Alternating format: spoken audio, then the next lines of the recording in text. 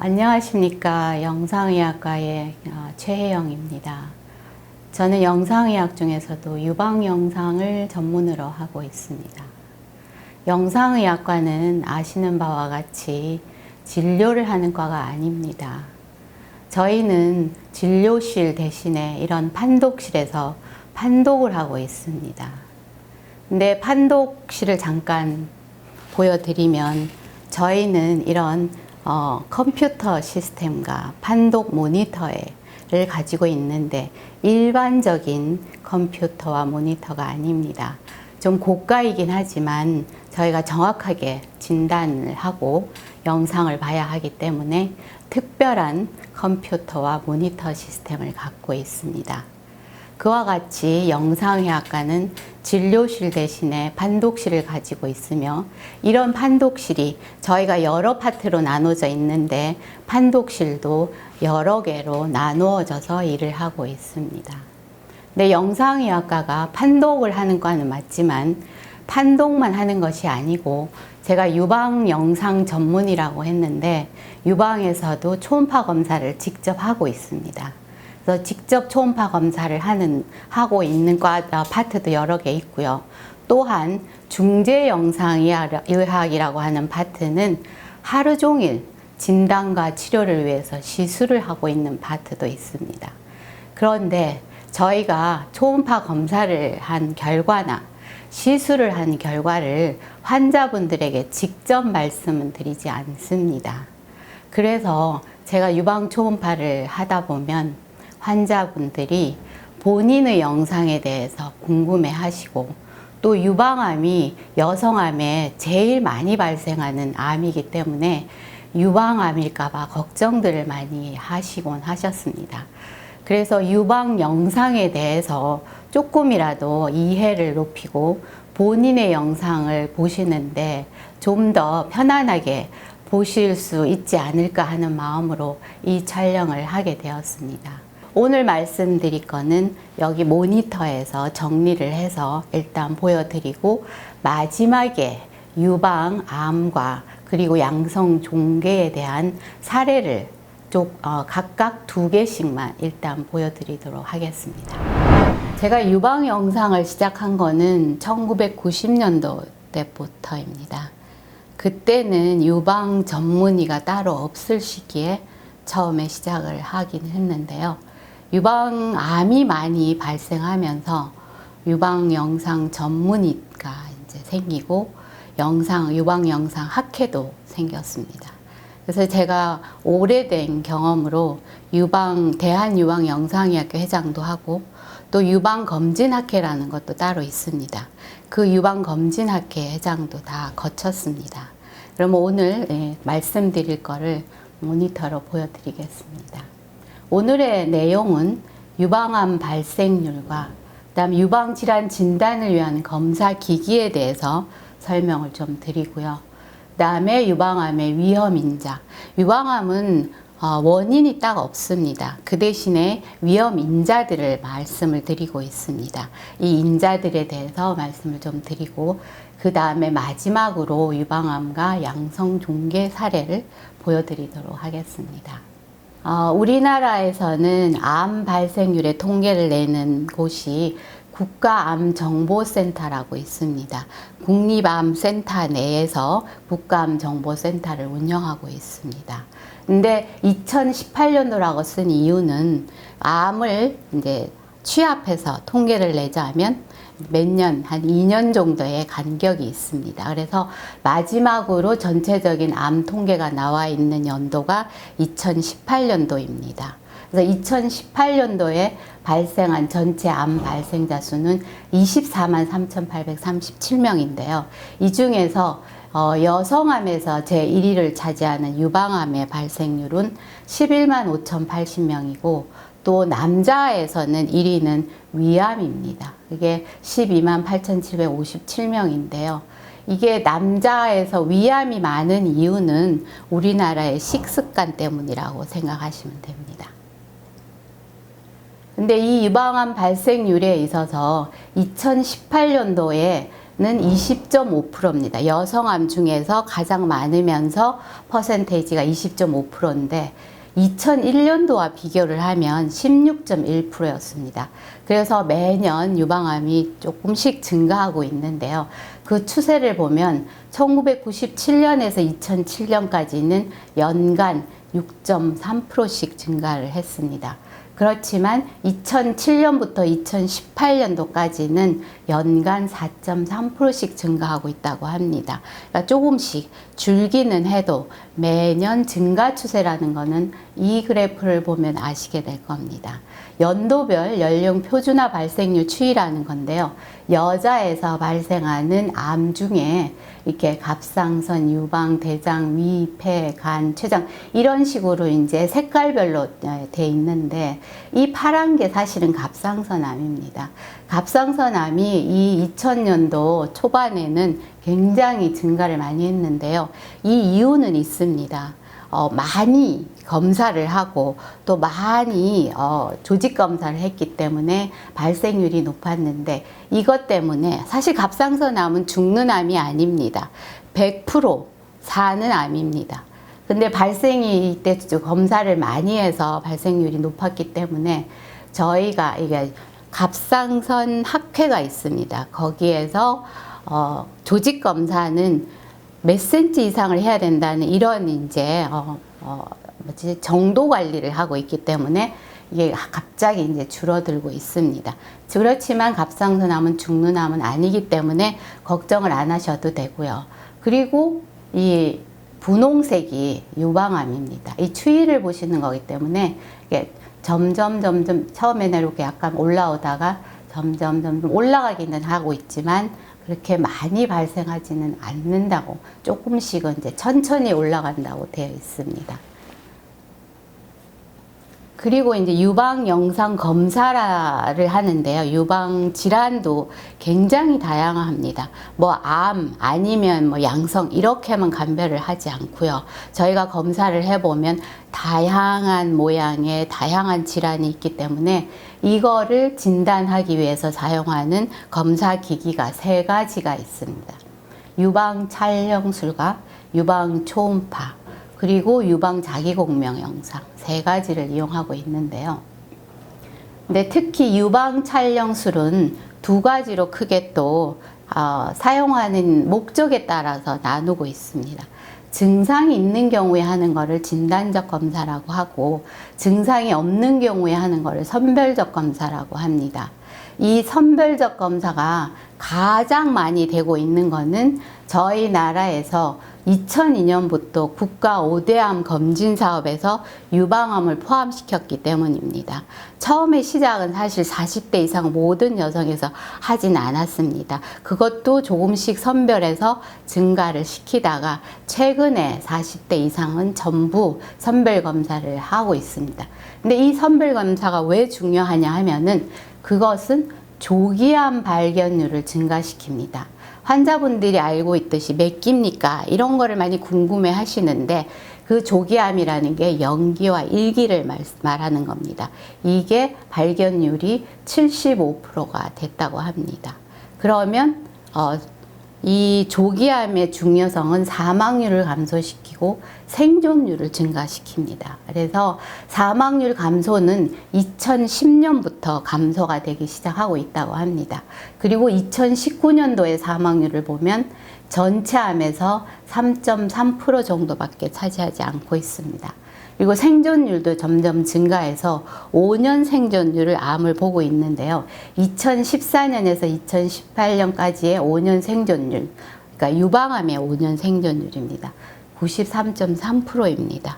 그러니까 조기암 발견이 얼마나 중요하고 선별 검사가 얼마나 중요한지를 알 수 있겠습니다. 근데 유방암의 선별 검사에는 또 종류가 있습니다. 자가 진단이 있고요. 의사에 의한 임상 진찰이 있고, 그 다음에 지금 말씀드린 유방 촬영에 의한 선별 검사 3가지가 있습니다.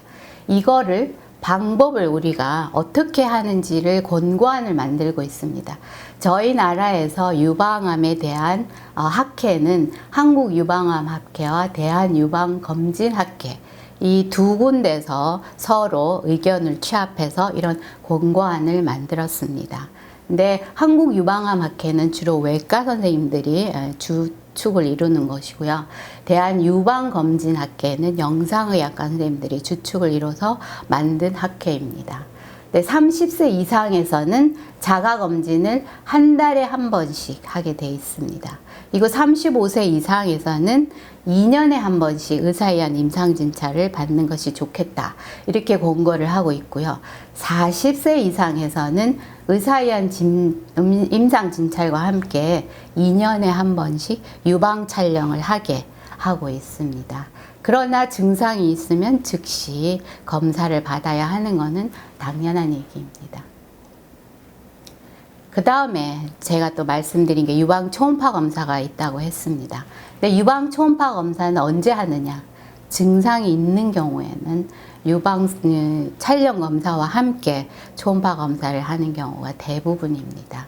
그리고 선별 유방 촬영에서 이상 소견이 있는 경우에 유방 초음파를 권고를 하고 있고요. 또 선별 유방 촬영에서 이상 소견이 없더라도 치밀 유방이라는 말을 많이 들으셨을 것입니다. 이 치밀 유방이라고 하는 거는 유방 실질이 많은 거를 얘기합니다. 그러면 그냥 유방 촬영에서는 그 종괴가 있더라도 가려지기 때문에 치밀 유방일 때는 유방 초음파를 권고하고 있습니다. 마지막으로 유방 자기공명 영상은 사실은 암 환자에서는 많이 이제 보험 혜택을 받고 있기 때문에 가격이 조금 저렴해지긴 했지만 그래도 이것을 하는 데는 좀 부담을 느끼고 있습니다. 그래서 저희가 자기공명 영상은 처음에 진단을 받기 위해서 검사하는 경우는 매우 드뭅니다. 몇 가지 있긴 하지만 그건 다음에 또 말씀드리도록 하고요. 유방암 진단 후에 수술 전에 검사를 권고합니다. 그 이유는 유방 촬영이나 유방 초음파에서 보이지 않는 자기 공명 영상에서만 보이는 경우가 15% 정도 있다고 합니다. 그래서 수술 전에 수술의 범위를 정해야 하는데 그 범위가 정확하지 않고 놓치게 되면 재발을 하기 때문에 꼭 이 검사를 해서 수술 범위를 정확하게 만들어서 수술을 하고자 하기 때문에 합니다. 그리고 수술 후의 추적 검사도 유방 촬영이나 초음파 검사 물론 하지만 아까 말씀드렸듯이 15% 정도는 자기 공명에서 보이기 때문에 수술 후 추적 검사도 이제 정기 검사로 들어가 있습니다. 그리고 가족력이 있는 경우나 유전자가 있는 경우 이런 게 이제 위험인자 나중에 말씀 또 드리겠지만 위험인자에 들어가는데 이런 경우에는 유방 자기공명 영상을 그냥 선별 검사에도 해야 되지 않느냐 이런 연구가 되어 있고 하고자 하는 노력들을 하고 있는데 아직은 정규 검사로는 되어 있지 않습니다. 이거는 이제 제가 유방 촬영을 하시면 굉장히 많이 누르기 때문에 아파들 하십니다. 왜 그렇게 아프냐? 이 누르는 힘이 그냥 알고 계시면 이래서 그렇구나. 좀 참아야 되겠다. 이런 생각을 하실 텐데 이 누르는 힘이 약 11kg에서 20kg 정도 되기 때문이라고 합니다. 그래서 좀 아프긴 하지만 중요한 검사이고 또 선별 검사가 중요하다는 것을 말씀드렸기 때문에 꼭 2년마다 한 번씩 검사를 하시기를 바랍니다. 그러면 그 다음에 유방암의 위험인자를 간단히 또 말씀드리도록 하겠습니다. 사실은 원인을 모르기 때문에 요인이 없이 발생하는 경우가 70 내지 80%입니다. 그러니까 대부분은 내가 왜 생겼어요? 이러고 물어보시는 분이 많은데 사실은 모르는 경우가 더 많지요. 그런데 그 중에서도 가장 큰 위험 요인이라고 하는 거는 유전자 변이가 돼서 유전자를 가지고 있는 경우입니다. 이게 이제 BRCA1, BRCA2 뭐 이렇게 얘기를 하는데요. 전체 유방암에 이 유전자가 있음으로 해서 차지하는 포션이 5 내지 10%고요. 이 유전인자가 있으면 60 내지 80%는 유방암이 발생한다고 합니다. 예전에 미국의 유명한 안젤리나 졸리가 자기가 이 유홈인자가 있기 때문에 다 그냥 수술을 해버린 그런 이슈도 있었습니다. 그 원인을 아마 이거를 보시면 이해는 좀 되지 않나 이런 생각을 합니다. 다른 위험인자는 이제 12살 이전에 초경을 한다든가, 그러니까 초경이 빠르다든가, 폐경이 또 너무 느리다든가, 그다음에 30세 이후에 이제 첫 출산을 한다든가, 아니면 이제 가족력이 있다든가. 근데 가족력은 전체 유방암의 한 10 내지 15%. 그러니까 아무것도 없는 것보다 2 내지 4배 정도의 위험인자를 갖는다고 합니다. 그리고 폐경 후에 호르몬을 장기 사용입니다. 간단히보다 대개는 5년 이상을 대기합니다.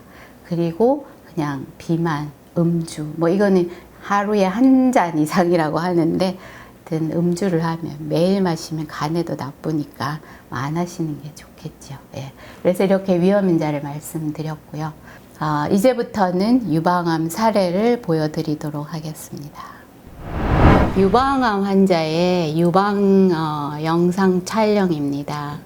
유방 영상 촬영은 많이들 해보셨겠지만 유방이 2개니까 하나에 2장씩을 찍습니다. 그래서 이렇게 하나 이 오른쪽이고 이게 왼쪽입니다. 그런데 이렇게 찍은 거는 위에서 아래로 눌러서 찍은 사진이고요. 옆에 있는 이렇게 길쭉하게 보이는 거는 옆으로 해서 찍는 사진입니다.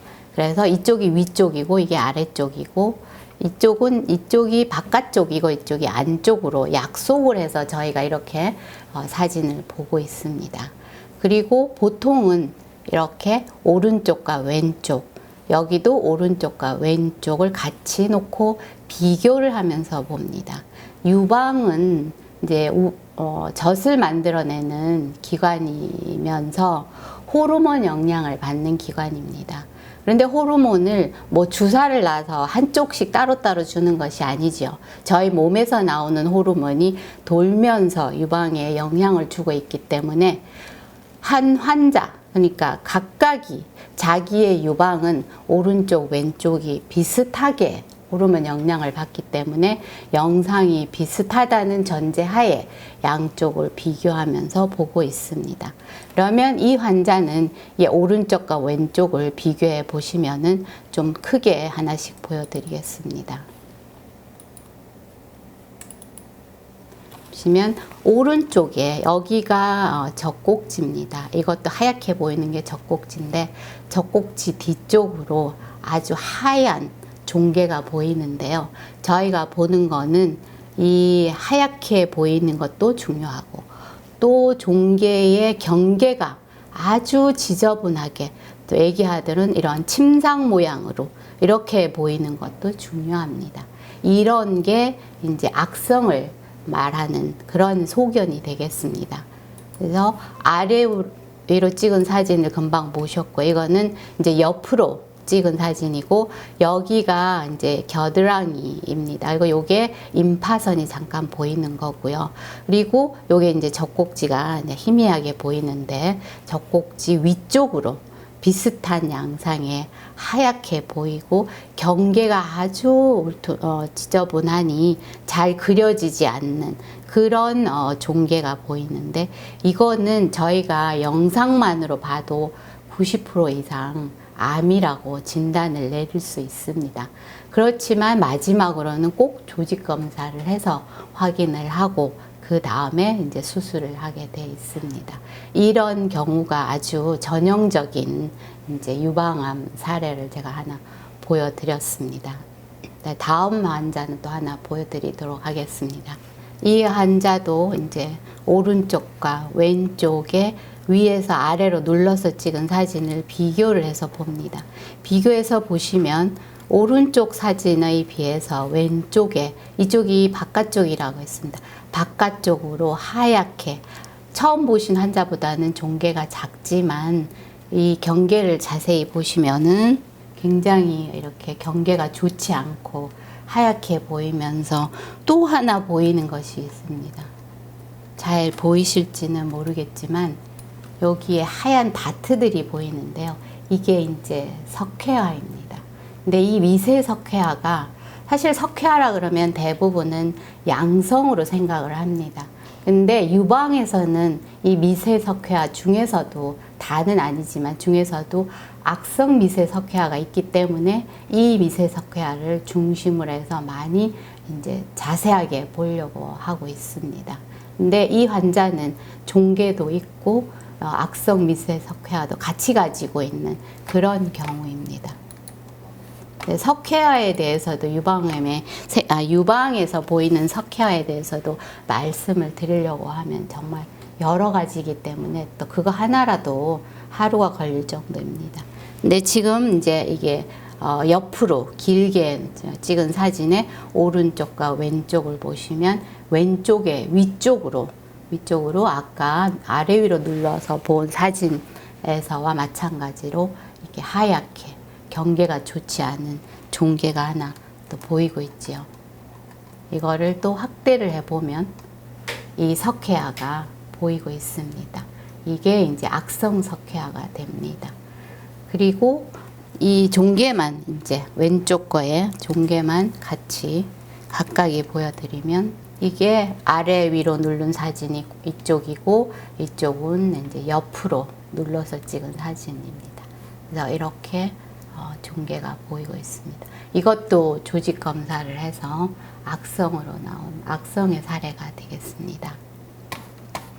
다음에는 이제 양성 사례를 보여드리도록 하겠습니다. 자, 지금 보여드리는 거는 양성 종양 중에서 가장 많은 종괴입니다. 오른쪽과 왼쪽을 또 비교를 해 보시면은 여기 화살표가 쳐 있지만 경계가 좋고, 아까 악성을 기억을 하실지 모르겠지만 그렇게 하얗게 보이지 않습니다. 저희가 이쪽 이렇게 보이는 거가 유방실질, 정상 유방실질 소견인데요. 이거하고 비슷한 이제 밀도를 가지면서 아주 하얗지 않게 비슷한 양상으로 경계가 좋은 종괴가 하나 있습니다. 왼쪽하고 비교하면 여기는 없는데 오른쪽에는 있는 것이지요. 그리고 또 옆으로 길게 아래 위로 눌러서 찍은 사진에는 여기가 젖꼭지면 아래쪽에 아까 보였던 그런 이제 경계가 좋은 종괴가 하나 보입니다. 사실 비교해서 보지 않으면 언뜻 보면은 놓치기 쉽기는 하겠지요. 하지만 뭐 저희는 워낙 오래 봤기 때문에, 그리고 아까 아래 위로 누른 사진에서 정확하게 보이기 때문에 어디에 있는지 열심히 찾아서 이제 발견을 해야 하는 것입니다. 네, 이 환자의 유방 촬영 소견만으로도 이거는 나쁜 건 아니라는 것을 알 수가 있습니다. 그리고 결과로 말씀드리면 섬유선종이라고 하는 건데요. 섬유선종은 사실은 20, 30대에 많습니다. 그래서 만져진다고 해서 젊은 분들이 오시는데, 그때는 젊은 분들은 유방 실질이 워낙이 꽉 차 있으면서 하얗게 보이기 때문에 이런 게 숨겨져서 잘 안 보일 수가 있어서 그럴 때에 유방 초음파를 같이 병행을 하고 있는 거가 맞습니다. 이 환자의 초음파 검사를 하나 이제 다시 보여드리겠습니다. 초음파 검사에서 아까 유방 촬영에서 보였던 종괴가 이런 모양으로 나오고 있습니다. 그러니까 초음파에서도 역시 마찬가지로 아까 암에서 보여드렸듯이 경계가 그렇게 막 없지 않고 아주 스무스하게, 아주 깨끗하게 보이면서 안에도 이 안에에 이제 에코, 초음파는 저희가 에코 패턴이라고 얘기를 합니다.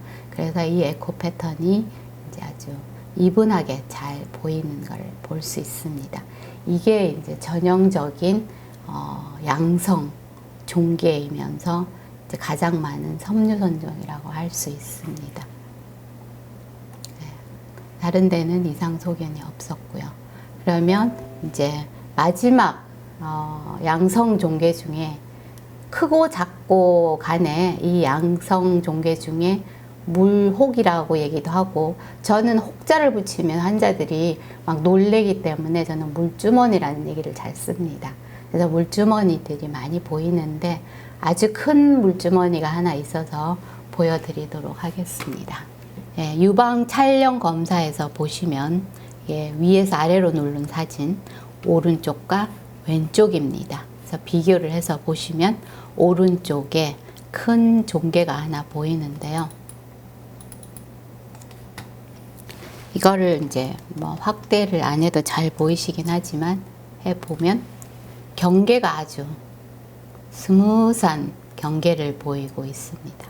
그리고 이 속의 밀도도 그냥 이 실질 밀도하고 비슷하게 보이고 있습니다. 이 이유는 제가 초음파를 보면서 또 다시 말씀드리도록 하겠습니다. 그리고 이제 옆에서 눌러서 찍은 사진도 비교를 해 보시면 왼쪽에 위쪽에 여기는 이 까맣게 보이는 데는 다 지방입니다. 지방에 여기에 보면은 여기 앞쪽이네요. 여기 지방에 이쪽에는 오른쪽에는 종괴가 하나 보이는데 굉장히 경계가 아주 깨끗하게 잘 보이지요. 그리고 이 안의 밀도도 유방 실질하고 비슷한 그런 밀도를 보입니다. 기억하시겠지만 아까 처음에 유방암 보여드렸을 때 굉장히 하얗게 보이고 경계가 나빴던 거를 기억을 하시리라고 믿습니다. 이거를 초음파를 해보면은 초음파에서 지금 이렇게 보입니다. 지금 아까 유방 촬영에서는 아주 예쁘게 종괴가 보였지만 초음파에서는 이렇게 약간 찌그러지듯이 보이기는 하는데 아주 새까맣게 보이죠. 안에 이게 물주머니, 그러니까 낭종입니다. 그렇게 얘기하면 낭종이 있는데요. 우리가 유방 촬영은 대부분 서서 아래 위 옆으로 찍고요. 초음파는 누워서 검사를 하고 또 자기공명 영상은 엎드려서 합니다. 그래서 이제 약간의 이 변형이 오기는 하는데요. 이게 물주머니이기 때문에 그냥 누우니까 쭉 퍼져서, 그래서 모양이 아주 크니까 이렇게 보입니다. 아주 조그만 것들은 아주 새까만 게 조그맣게 이렇게 많이 드시니까 낭종이 보이는데요. 이건 워낙 커서 이렇게 축 처져서 보이고요. 그러니까 크기가 약 3.5cm까지 이렇게 보입니다. 근데 저희가 이 초음파 검사에서 이렇게 이제 매조, 그러니까 측량이 있는데요. 여기서 보시면 이게 3.5cm입니다. 길이가. 근데 더 크게 보이죠. 저희가 검사를 하다 보면, 그러면 환자들이 이렇게 모니터를 보고 있던 환자들은 어머나 저렇게 메스가 커요 뭐 이러는데요. 사실 사이즈가 여기 저희가 측량으로 해서 생각해 보세요. 1cm는 대개는 이 정도인데 지금 초음파에서는 이만큼이 1cm입니다. 그러니까 더 크게 보이고, 그렇기 때문에 저희가 아주 작은 것도 이제 초음파로 많이 발견을 하는 이제 그런 이득도 있지요. 장점이 있습니다. 그래서 이렇게 보이는 게 이제 낭종인데요.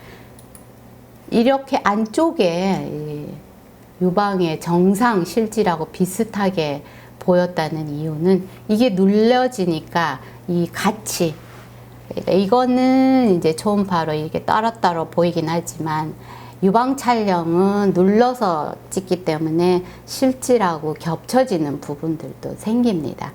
그래서 그것들을 이제 감안해서 저희가 이제 보고 있기 때문입니다.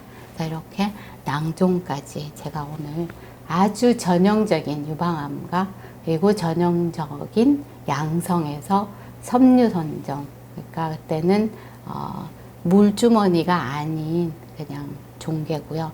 이거는 물주머니인 종괴를 하나씩 보여드렸습니다. 오늘은 이제 이것까지 하고요. 다음에는 이제 어떤 거를 보여드려야 할지 제가 더 고민을 해 보겠습니다.